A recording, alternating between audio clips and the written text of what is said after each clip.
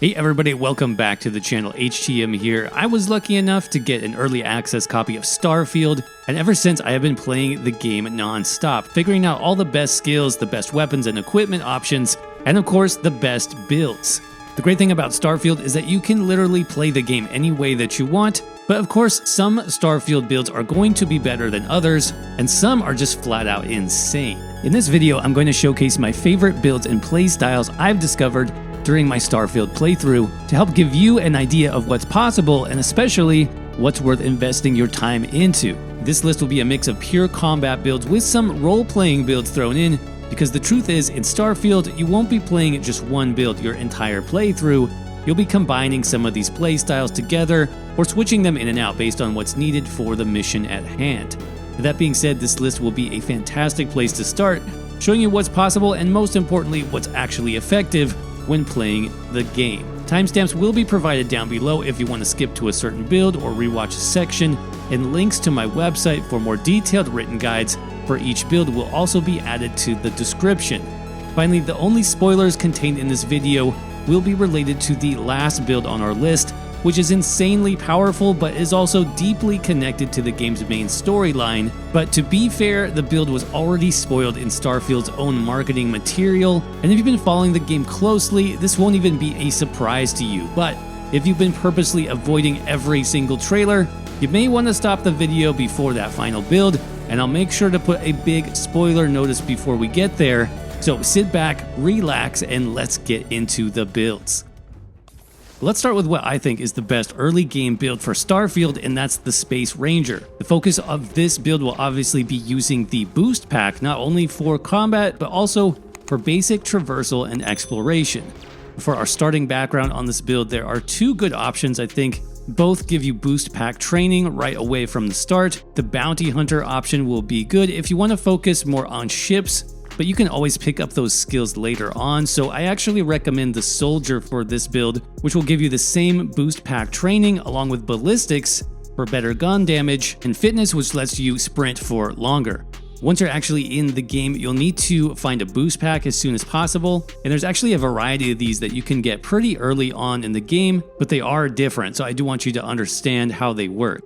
So far, the main types of boost packs I've found are the basic boost pack, the power boost pack, and then there's also something called a balanced boost pack. So for the basic packs, these only give you a very short jump in the air, which can be helpful in reaching some higher areas or crossing small gaps, but the boost you actually get from these is fairly weak. Now, power boost packs do give you a much higher boost, but they tend to be more vertical, more straight up into the air, so there's less mobility there overall. But by far the best option I found is actually the balanced boost pack. This gives you a good mix of forward momentum, but also hang time, making it great for bunny hopping across planets that already have low gravity, which is by far the best way to get between points of interest very quickly. Now, all of this obviously is going to be improved by training that boost pack skill, so you'll want to rank this up quickly, and in my opinion, eventually unlock all 4 ranks to really get the most use out of this very powerful item.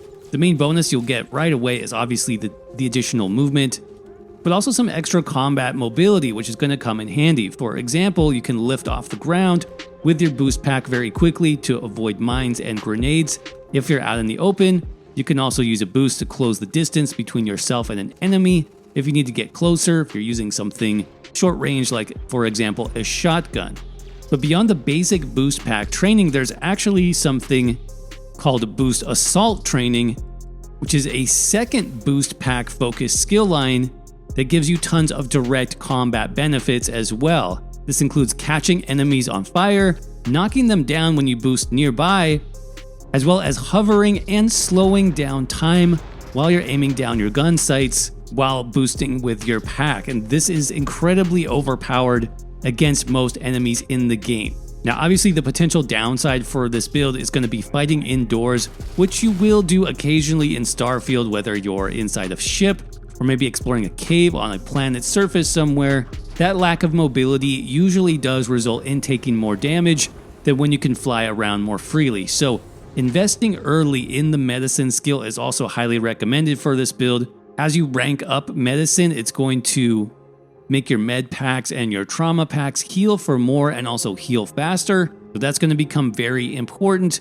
And I also recommend maxing out the ballistics tree as soon as possible, as this covers the majority of the available weapon types in the game that you're going to be using and swapping out in between on this build, making the majority of your weapons hit much harder. With that being said, even if you don't go with the full combat focus on this build, because it does require a lot of skill points, I do recommend that every build maxes out the basic boost pack training for that extra mobility and planet traversal. It's going to save you so much time in the long run. Plus, Starfield is all about exploration, and being able to boost freely around the map is one of the best ways you can do that. If your preferred adventuring style includes knocking back a few space beverages and punching your way through problems, then the Brawler build for Starfield is definitely for you. Relying on close quarters melee combat and a variety of combat stimulants, this build can definitely be a challenge to set up, but once you get it going, can be extremely fun to play. To get started, the background I recommend for a Brawler style build is the Bouncer, with an initial boost to the boxing skill, security, and fitness. From there, you're just going to start punching stuff, like a lot. The boxing skill tree is where you'll want to invest the majority of your points early on, eventually doubling the power of your punches with a chance to knock down your enemies. Supplementing this with the wellness skill tree for some extra health, as well as the medicine skill for improved healing, is also recommended because you will be absorbing a lot of damage on this build early on.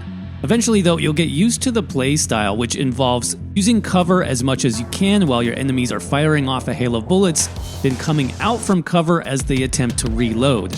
Some basic melee combos are possible using the right trigger or left mouse click for punches, combined with an uppercut that does more damage using the right stick on Xbox or V on a keyboard. Left trigger or right click also performs a block, and this is helpful because even if an enemy has a gun equipped, they will frequently switch to melee attacks if you yourself are engaging in melee combat with them, which is actually kind of nice. Once you have the basics down, you'll want to branch out into the martial arts skill. This gives you increased critical chance as well as the ability to disarm an enemy's weapon. The rejuvenation skill is also something I would recommend for this build, as this will help regenerate health outside and inside of combat to help with some of the additional damage you'll be taking with this melee-focused approach. And lastly, don't forget about consumables on this one. This build is probably the most item dependent that I played, which is not necessarily a bad thing because you'll be picking up tons of these items as you explore the game just naturally. But make sure to prioritize anything with damage reduction or damage resistances first. There are also several items which increase your base melee damage too, which can be extremely helpful, especially later on in the game when enemies have more health and more armor. Also, many of these items can be crafted, so make sure to check out the crafting stations when you get a chance. And beverages are good as well, especially early in the game, as you won't have much else to use. Just be aware that these lower your oxygen recovery stat, which is basically like Starfield's version of a stamina bar. So depending on how much you drink, you will have less ability to sprint or throw punches. Next up on our list of Starfield builds is going to be the Bounty Hunter. Now, when we were looking at some of the starting backgrounds earlier, you probably noticed that Bounty Hunter was a possible background, but what does that playstyle actually look like in the game? Well, luckily there are plenty of missions that you can choose from to live out that bounty hunting lifestyle should you choose to do so, and I actually do like the background choice here, as you will need a combination of mobility plus a lot of piloting skills is pretty ideal for this one. So there are several ways you can actually get bounties in Starfield. The easiest is to use the mission board in cities like New Atlantis. As you can see here, there are several missions which are bounties, and they're actually pretty easy to complete. Just set the mission active and then set course, and you can fly straight to the planet where you need to go. Simply bunny hop to your destination where your bounty is located. Now, in order to reach these, sometimes there will be ship combat involved, so I do recommend getting to at least rank 2 of piloting and rank 2 of targeting control systems. This will actually make things go much smoother when you need to destroy an enemy ship or two along the way. You can also upgrade your ship at a shipyard if you decide to do so, though you will need some more skills to do more than just the basics here, so things like piloting rank 3 and starship design will be helpful. But that's really just the beginning of being a bounty hunter in Starfield. There are also more bounties you can collect throughout the game if you want to work for other companies and organizations. For example, Gal Bank in New Atlantis has a whole set of missions where you can track down delinquent bank customers and try to get the bank's money back. How you decide to do that is up to you. Choose violence or not. The bank will always look the other way as long as they get their credits. And of course, you as the bounty hunter will get your cut. Next up, we have something I'm calling the engineer, and in my mind, engineers in Starfield are masters of all things technology, giving you a variety of ways to complete objectives.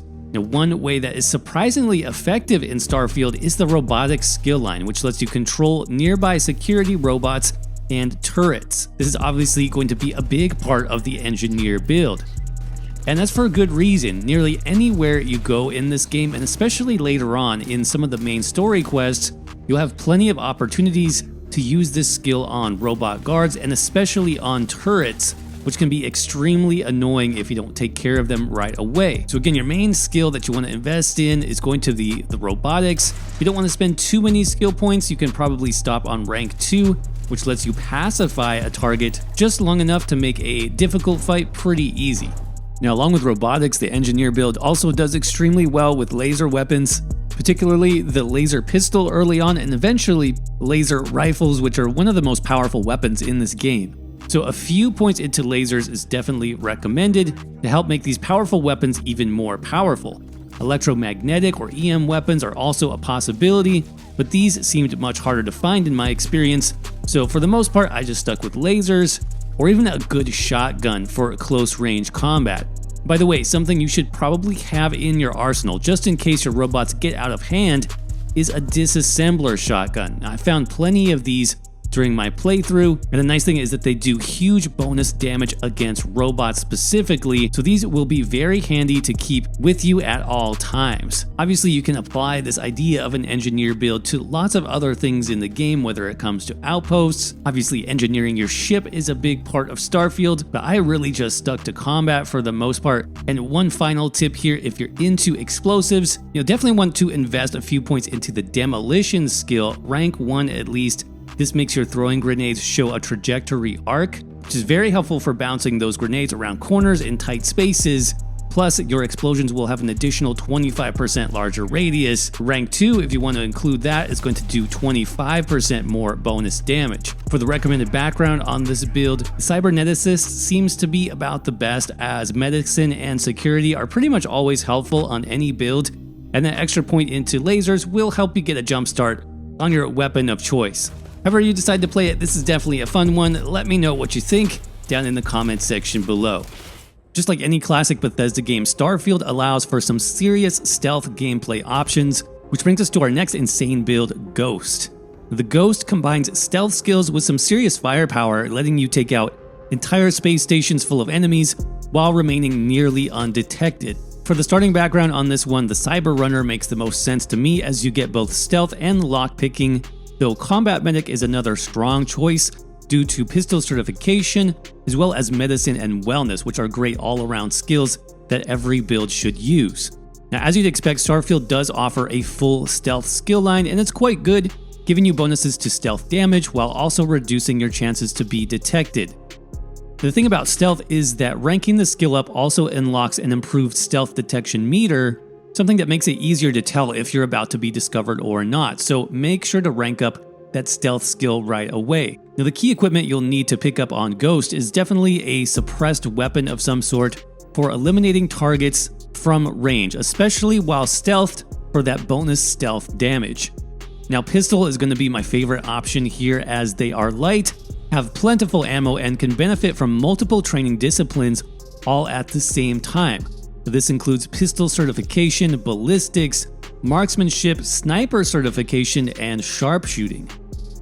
Basically, you can get all the benefits of a long-range weapon with a fully upgraded pistol, but also have a bit more flexibility for close-range combat if you need to. The nice thing about maxing out this entire combat skill tree is that you'll unlock the more advanced skills faster, letting you power up this build very quickly compared to others in the game. Other than your weapon, there are various equipment pieces too that can also benefit a stealthy Ghost-style build. For example, there is a chameleon trait which you can get on your equipment, which helps you blend into the background to avoid detection when you're not moving.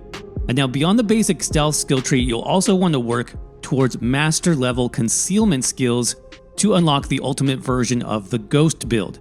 This skill tree gives you yet another bonus damage multiplier to stealth attacks, but also lets you run while you're in stealth and even lose enemies after a time, so you can actually restart a fight if you need to. Additional supporting skills I would recommend include security, because you're bound to come across plenty of locked doors in this game, as well as locked chests which you can open for more loot.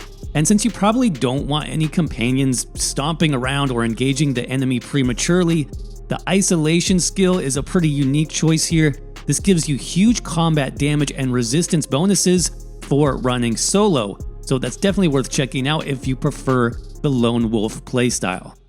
Being an explorer in Starfield is definitely expensive. It's bad enough that Constellation doesn't pay its members all that well, plus you have all these other expenses like ship maintenance, renting an apartment, perhaps an expensive Aurora habit, and it's almost like you need 2 jobs just to make ends meet. Well, if that is your situation and you need to make those extra credits, I definitely recommend playing Starfield as a space trucker. Similar to our bounty hunter, but much less violent.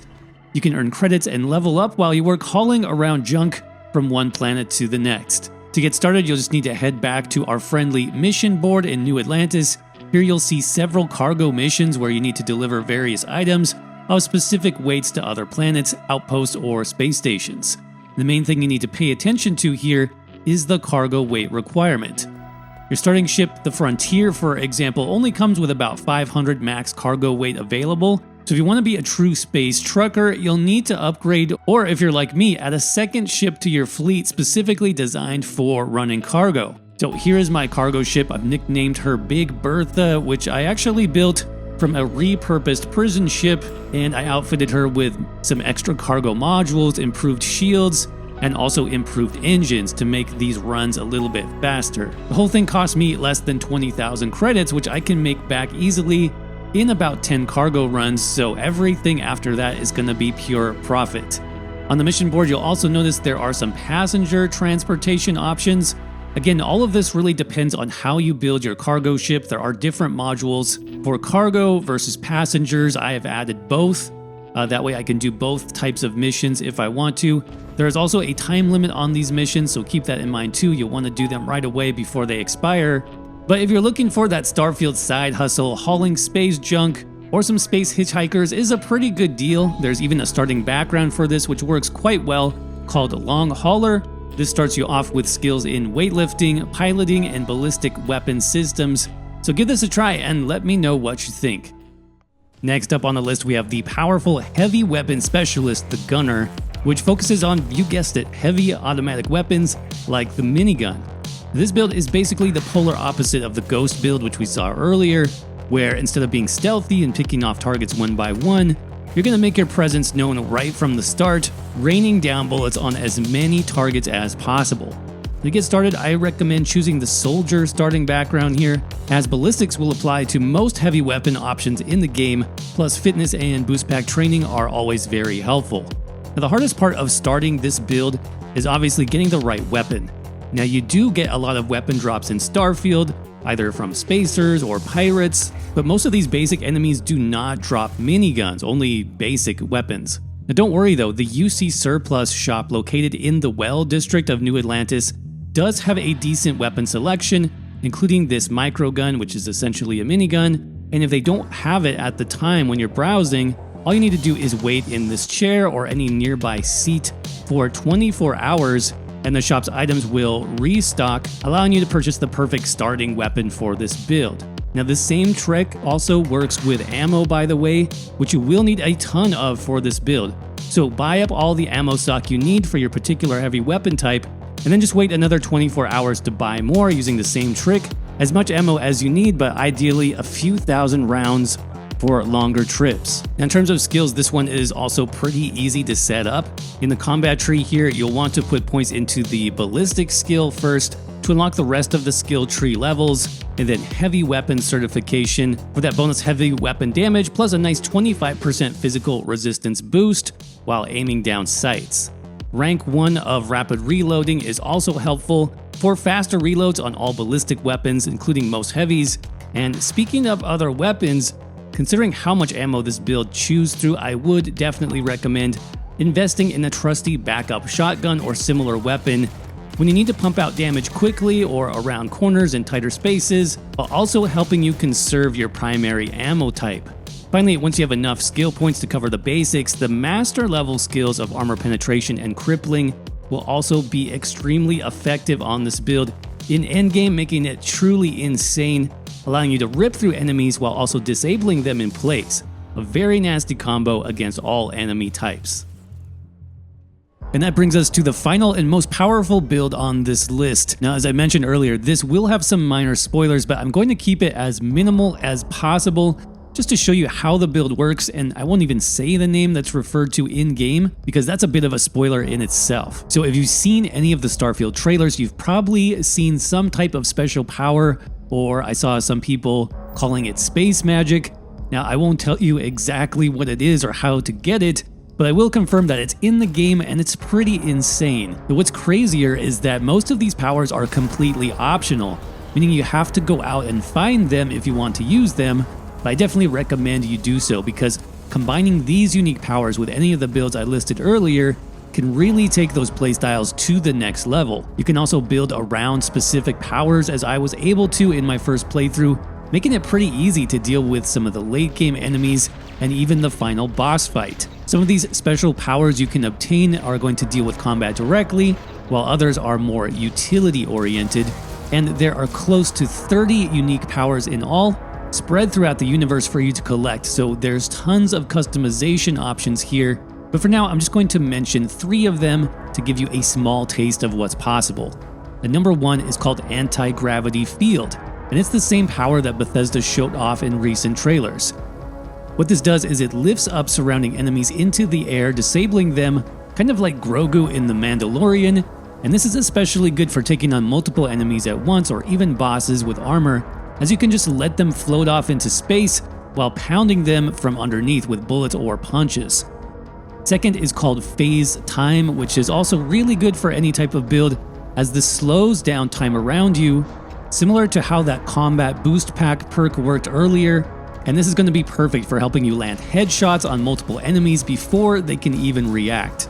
And third is a power called Sense Star Stuff, which is insanely useful too, especially for any stealth or sniper style of build, like the Ghost build we showcased earlier, as this lets you see all surrounding enemies from distance and through walls and cover. Now, once you unlock these special abilities, you'll also get a new meter added underneath your health bar, kind of like a magic meter, as each power has its own cost value that you're going to need to manage. And there are also ways to increase your power regeneration, letting you pump out these skills much faster in specific situations. So as you can tell from the gameplay, this is the ultimate way to supercharge your build in Starfield, should you choose to do so. Of course, all of this is completely up to you to make your perfect Starfield build come alive, but I hope this guide has been helpful. This took a ton of time to put together, capturing all the footage and testing out all these builds. So if you got anything out of this at all, please do me a favor and zero gravity punch that like button into space to let YouTube know to share this video with others. I will have more details on each build down below, so check out those links, as well as some of my other Starfield guides on the best skills to pick and common Starfield mistakes, which should be on your screen right now. And thanks again for watching.